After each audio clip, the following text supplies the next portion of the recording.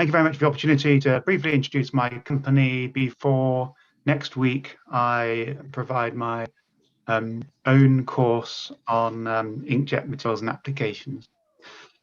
There's some strong overlap between what Thomas was just talking about, so thank you very much, Thomas, for managing to slip in a drop watcher at the end, and what DoDxAct, our company, a small company in the UK, specializes in helping people with.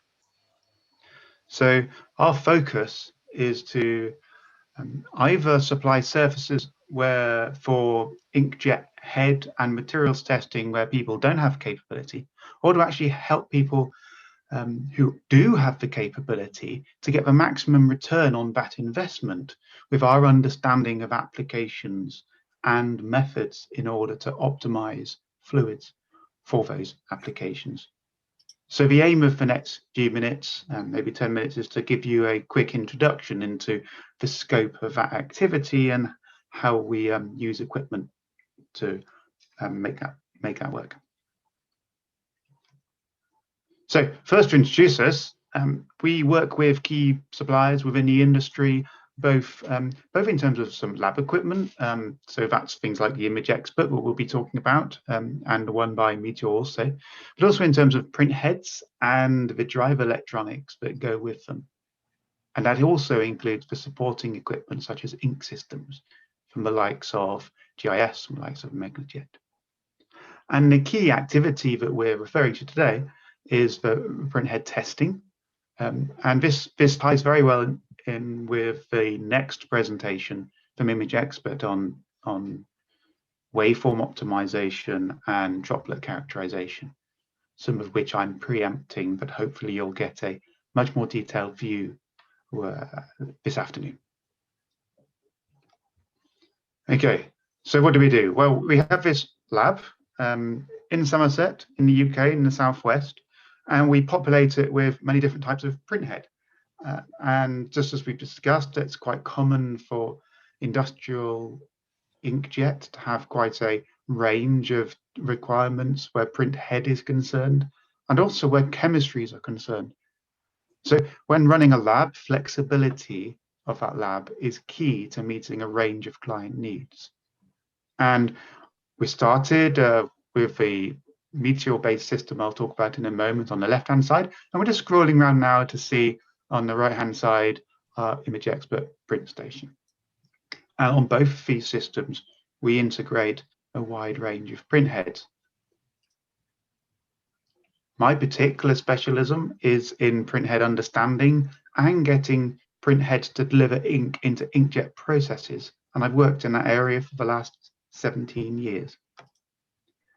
So for today's quick introduction, then the starting assumption really is that someone's done some ink formulation, and all what you've heard about in inkjet characterization so far are the tools you need to get that done. I review some of those, not in terms of the methods or even necessarily the examples of detailed measurements, but in terms of the actual use practical benefits of using those instruments when I talk in my course next week. So it assumes that you formulated a fluid that ideally looks like the pink one here, the magenta. Although even if you've formulated a fluid as well as you can, it doesn't necessarily mean they won't eventually end up looking a bit like the other two. So this is an aluminium flake ink in the middle, which is a UV ink, hence the fact that the bit in the middle looks a bit yellow. And on the left-hand side, there's a ceramic-based ink. And again, there's discoloration as the components in that ink have separated, specifically, in this case, the inorganic pigment. So we use equipment like ones you've heard about to address these challenges and come up with formulation we consider jettable. And that's our starting assumption at DoDxAct, because we don't have many of the equipment you've heard about already. What we do have is a lot of print heads. So what we understand is making good use of a drop watcher. And it may be that if you've got the resolution to see it, on the right-hand side, it doesn't look very good. So I'm just going to start the video, which will make the graphic disappear. So it's about knowing what to look for.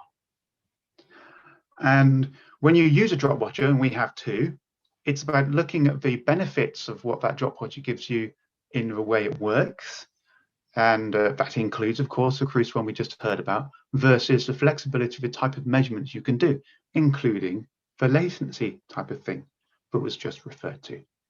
And unfortunately, we don't have a cruise system. I would love to test with it. There's a hint, Thomas. But we do have these two, and you can see there are some differences in the way that the drops get imaged because of the difference in single event capture versus multiple.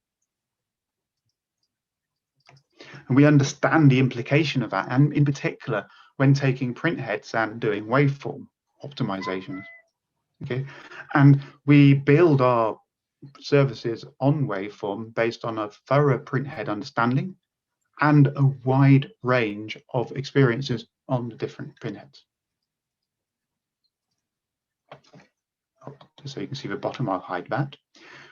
And mostly it comes down to tuning pulses, not all of them as nice and trapezoidal as the one shown here, which is taken from a Kyocera patent. But it's about trying to take those pulses, stitch them together to give the most efficient ejection, the nicest ejection in the time available, depending on print frequency. So waveform optimization is very specific to application, and our application understanding helps us deliver that.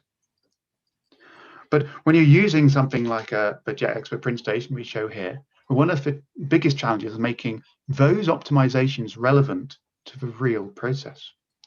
And we are experts in doing that, whether it will be adding degassing, supplying heating in certain areas of the ink supply, or simply understanding how to manage airflow.